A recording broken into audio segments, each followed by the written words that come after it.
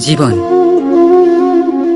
কি? এই জীবন আমরা জন্ম নিই, বড় হয়ে উঠি, আমাদের মা বাবা আমাদের পালন করেন, তারপর তাদের অর্থ দিয়ে আমাদের বাল্যকাল কাটে, আমরা আরো বড় হই, বিবাহ বন্ধনে আবদ্ধ হই, আমাদেরও সন্তান হয়, আমরা তাদের পালন করি, তারপর আমরা বৃদ্ধ হই, আর একদিন এই সংসার ছেড়ে আমরা সকলে চলে যাই। এটাই কি জীবন?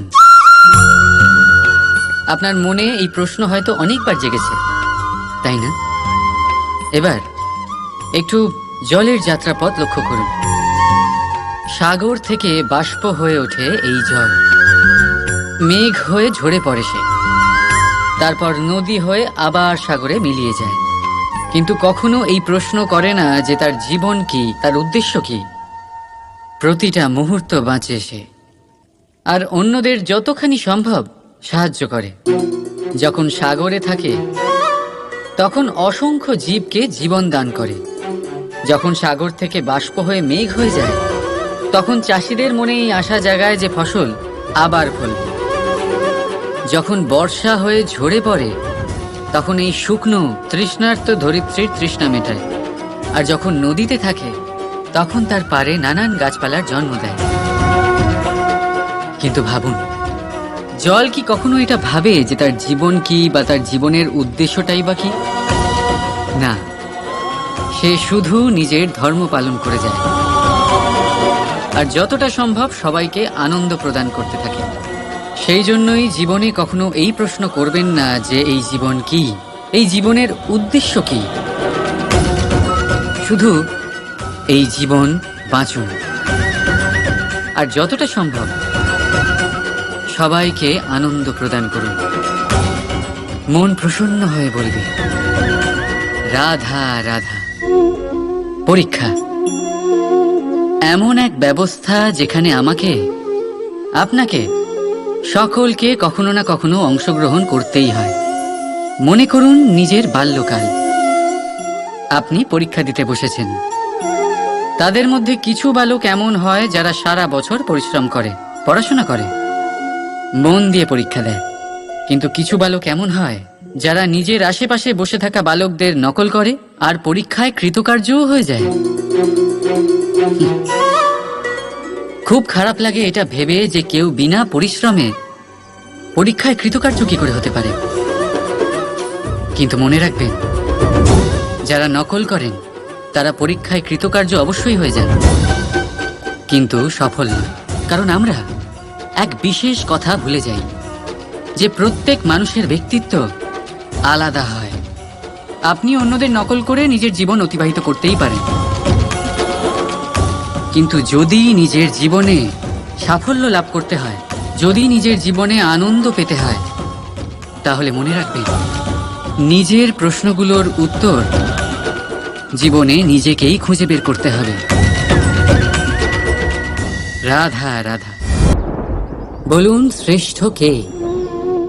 রেশমের সুতো যিনি তৈরি করেন, নাকি তিনি যিনি এই সুতো দিয়ে বস্ত্র তৈরি করেন? নিশ্চিতভাবে যিনি বস্ত্র বানান। এবারে বলুন, শ্রেষ্ঠ কে? নদী তটে মাটি ছড়িয়ে রেখে দেয় যে বান, নাকি সেই মাটি একত্রিত করে তাই দিয়ে যিনি মূর্তি বানান সেই মূর্তিকার? নিশ্চিতভাবেই মূর্তিকার। এবারে বলুন, শ্রেষ্ঠ কে?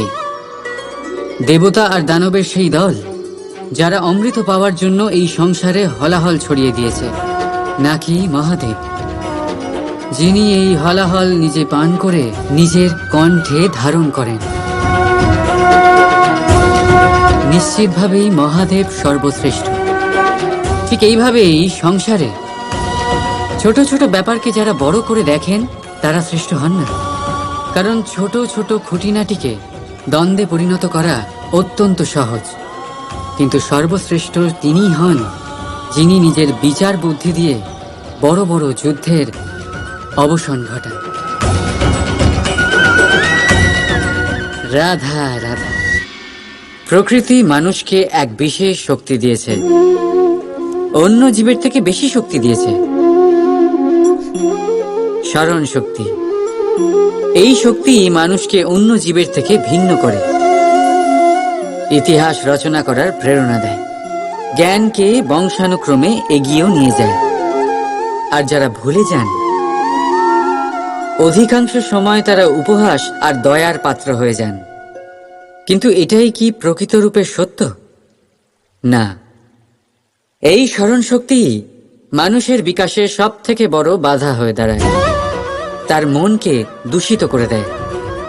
খারাপ অভিজ্ঞতা, কারোর করা বিশ্বাসঘাতকতা, কারোর কটাক্ষ বেশিরভাগ মানুষই ভুলতে পারেন না।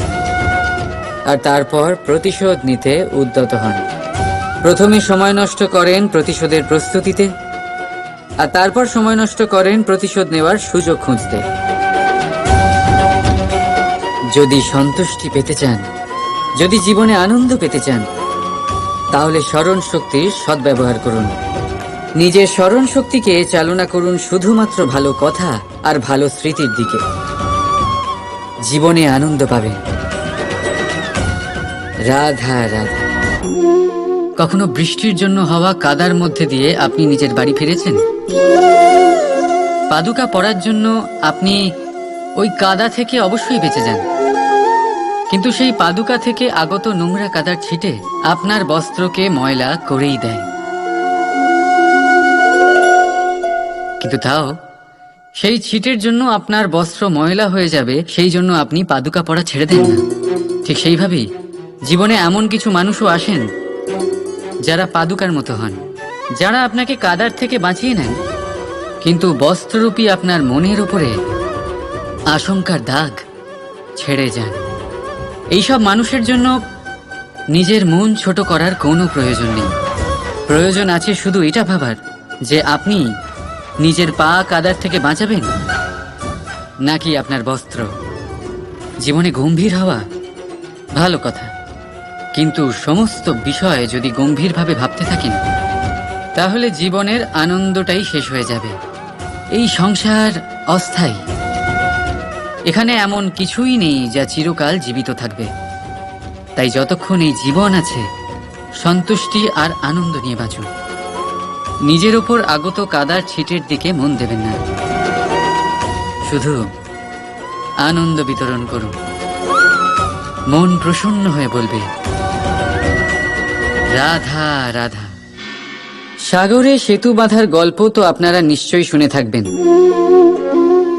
রামচন্দ্রের সেনাকে 100 যোজন সমুদ্র অতিক্রম করে লঙ্কায় আক্রমণ করতে হতো। সেতুকার নল আর নীল সেতু বাঁধার উপায় বের করল, কিন্তু প্রশ্ন ছিল সেতু বাঁধা কি করে হবে? সমুদ্র অত্যন্ত গভীর। কত পাথর দেওয়া হলে এই বিশাল সমুদ্র অতিক্রম করা সম্ভব হবে? তখন এক উপায় নির্ধারিত হলো। পাথরের ওপর লেখা হলো রামের নাম, আর যখন সেই পাথরগুলোকে সাগরে ফেলা হলো সেগুলো ভাসতে লাগলো।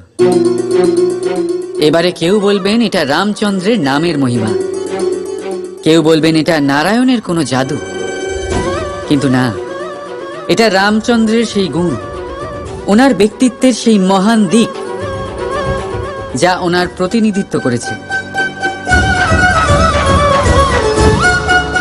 তাই সেই পাথরও সাগরে ভেসে ওঠে। ঠিক সেইভাবেই যেখানে আমরা থাকি না, সেখানে আমাদের গুণ আমাদের প্রতিনিধিত্ব করে। আমাদের নামের শক্তি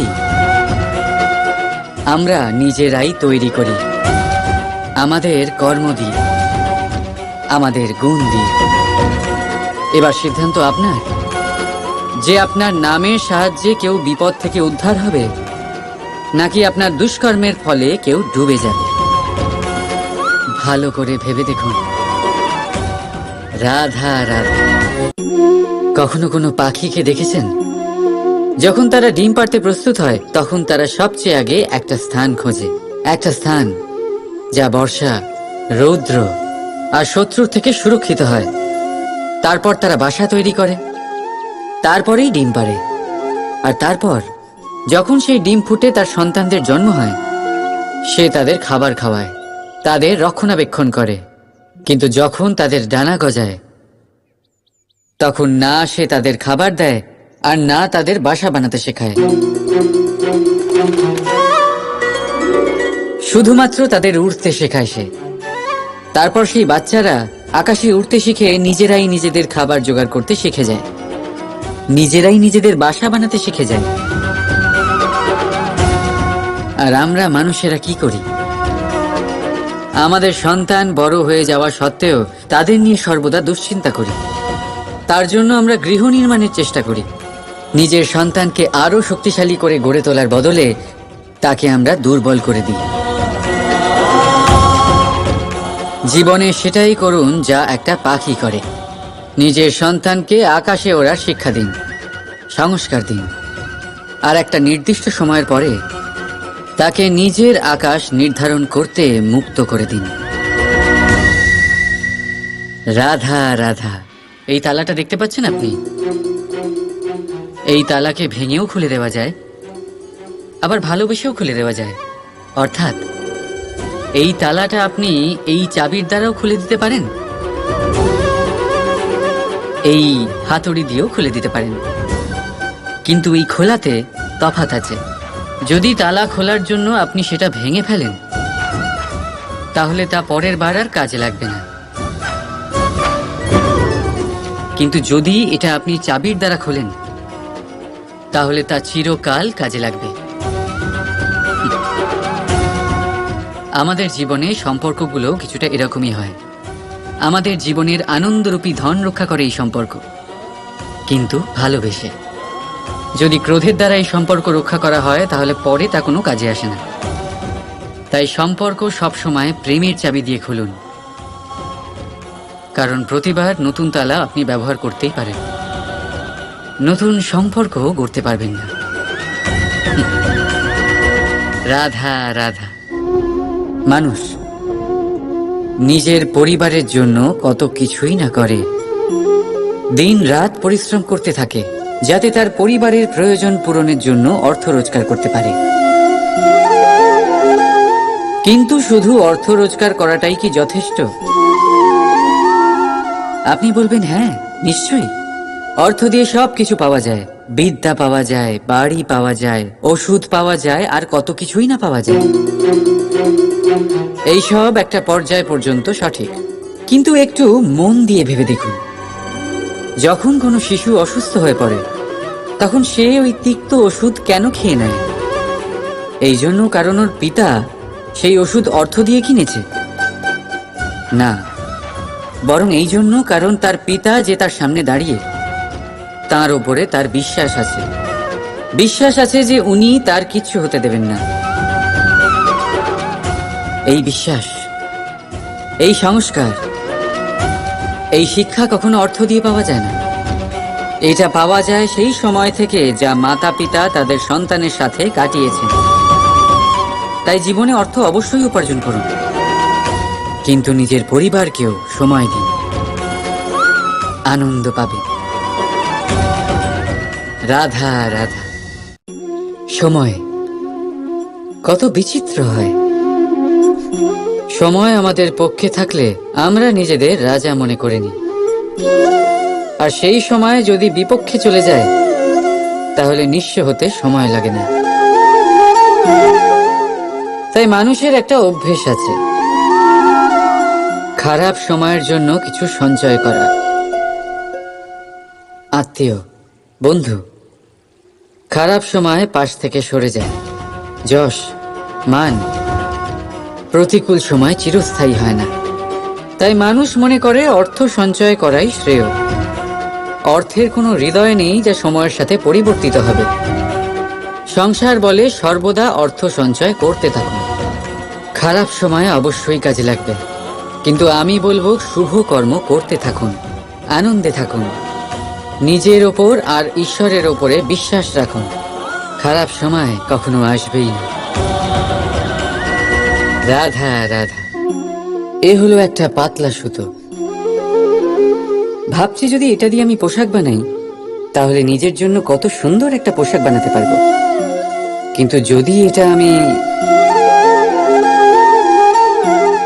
চিন্তা করবেন না,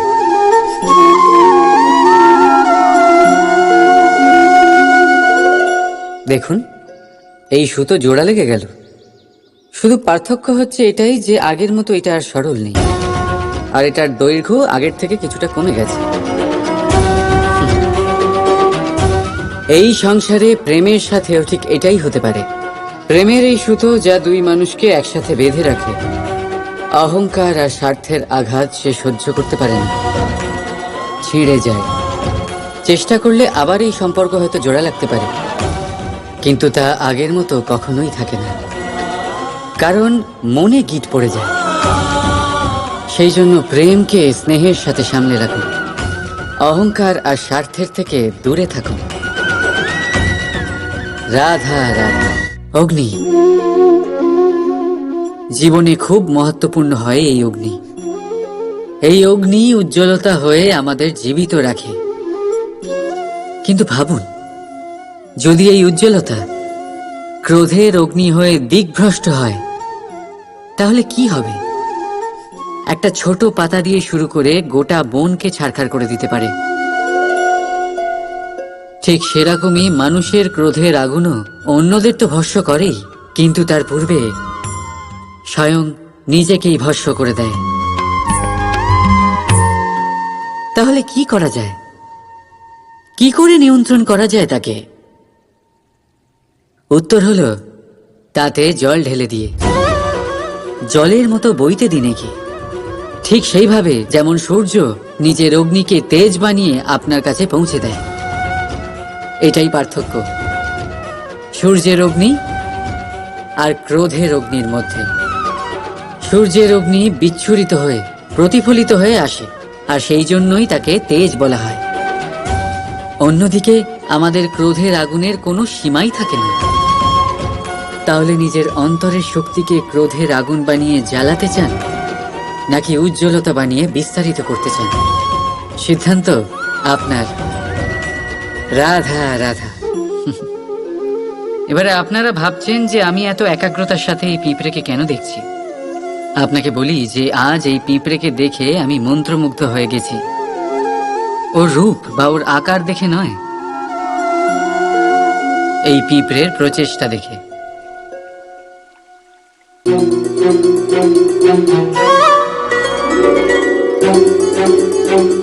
আপনি জানেন, অজস্র পরিশ্রমের পরেই পিঁপড়ে তার নিজের একটা ছোট বাড়ি বানাতে পারে, যা অন্য প্রাণীদের জন্য অত্যন্ত সহজ ব্যাপার।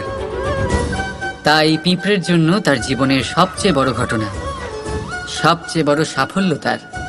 ভবিষ্যতে এই পিঁপড়ে থাকুক বা না থাকুক, তাদের বানানো বাড়ি বহু বছর অবধি টিকে থাকে। জীবনে সাফল্যের সাথেও ঠিক এমনটাই ঘটে। আপনি একদিনে সাফল্য লাভ করতে পারবেন না, কিন্তু যদি আপনি প্রতিদিন চেষ্টা করতে থাকেন, তবে একদিন আপনি অবশ্যই সাফল্য লাভ করবেন। মনে রাখবেন, ভাগ্যের দ্বার তাদের জন্য উন্মুক্ত হয় না যারা হার মেনে নেয়। ভাগ্য তার দ্বার তাদের জন্যই খোলে যারা বসে না থেকে প্রয়াস করে সেই দরজার কড়া নাড়াতে।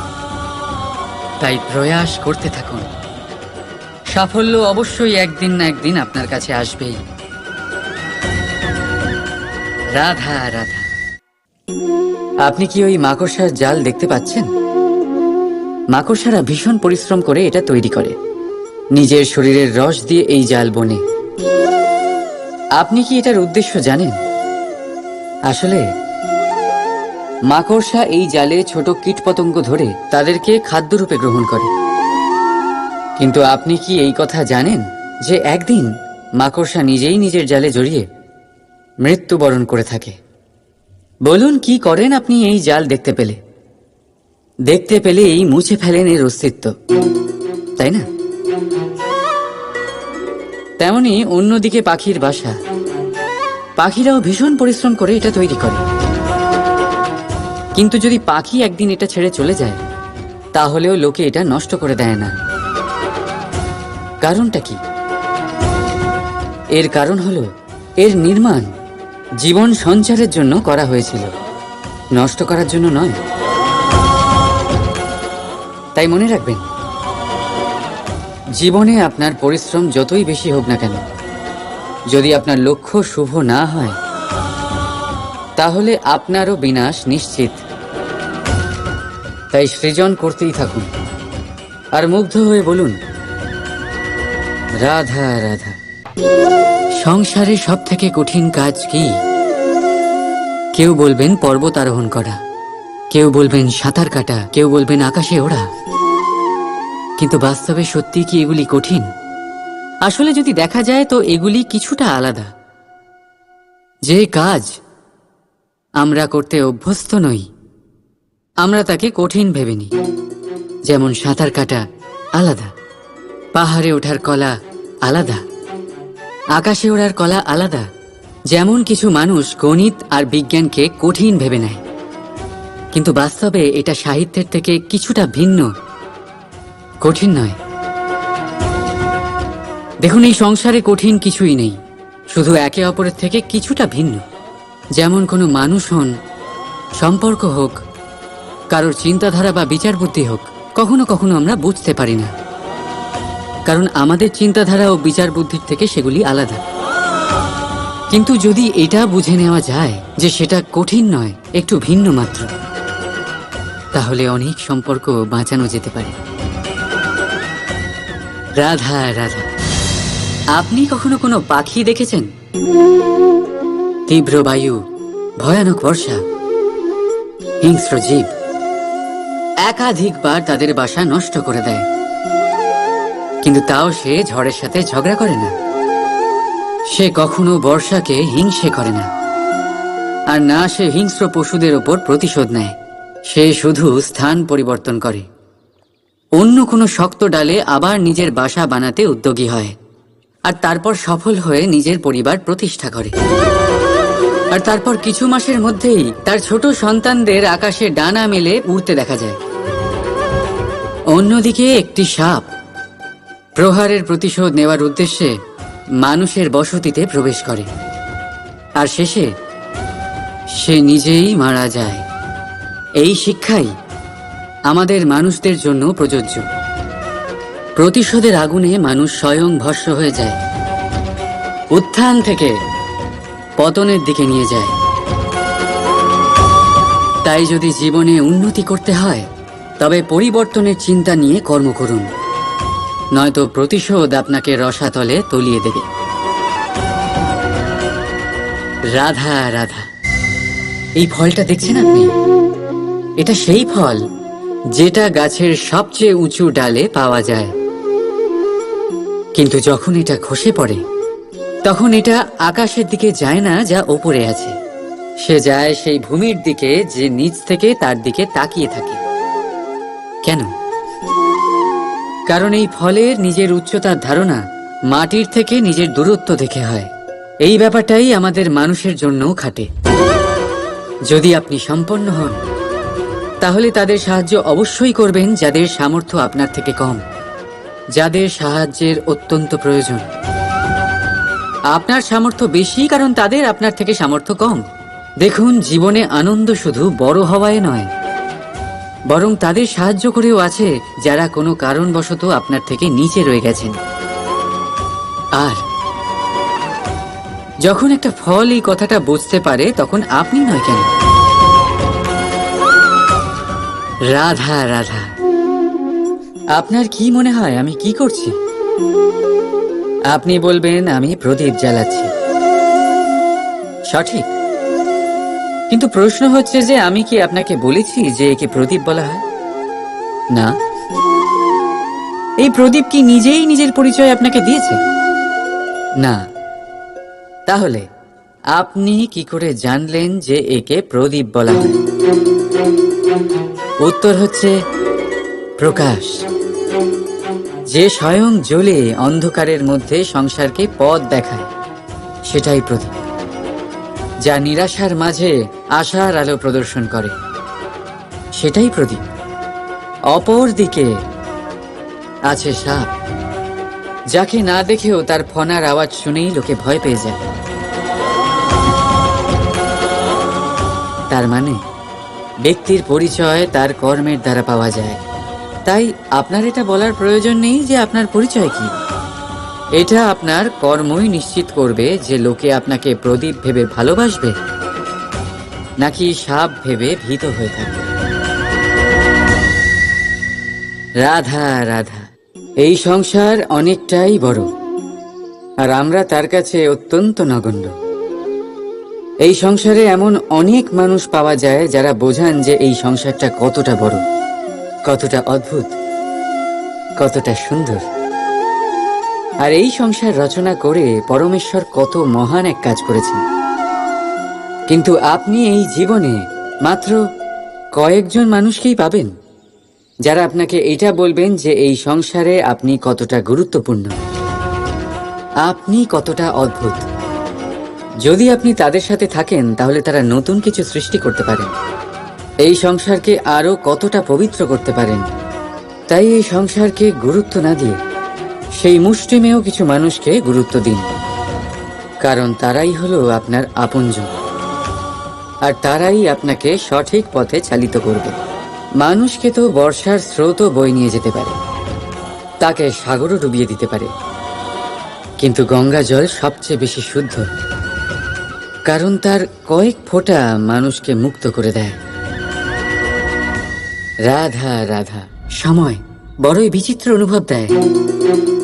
যখন অপেক্ষা করছেন তখন অনেক লম্বা হয়ে যায়, প্রতিটা মুহূর্ত একটা গোটা দিনের মতো মনে হয়। ঠিক সেইভাবেই যদি কোথাও যেতে দেরি হয় তখন সময় দৌড়তে থাকে, প্রসন্নতায় বয়ে যায় আর নিরাশায় থমকে যায়। আপনদের সাথে থাকলে সময়ের খেয়ালই থাকে না, শত্রুদের সাথে থাকলে সেই সময়ই খারাপ হয়ে যায়। কিন্তু এটাই কি সত্যি বাস্তব? না, সময় তো সময়ই হয়, নিজের গতিতেই চলে সে। শুধু সেই গতির আভাস আমাদের মানসিক অবস্থা অনুযায়ী বদলে যেতে থাকে। তাই এই সমস্যা সময়ের নয়, আমাদের মানসিকতা। তাই নিজেকে খুশি রাখুন, অন্যদেরও খুশি রাখুন। আগের সমস্ত ঘটনা ভুলে যান আর একটা উজ্জ্বল ভবিষ্যতের দিকে অগ্রসর হন। সময় সব সময় ভালোই লাগবে। প্রেম করুন সবার সাথে, সময় সব সময় সুখেই কাটবে। রাধা রাধা।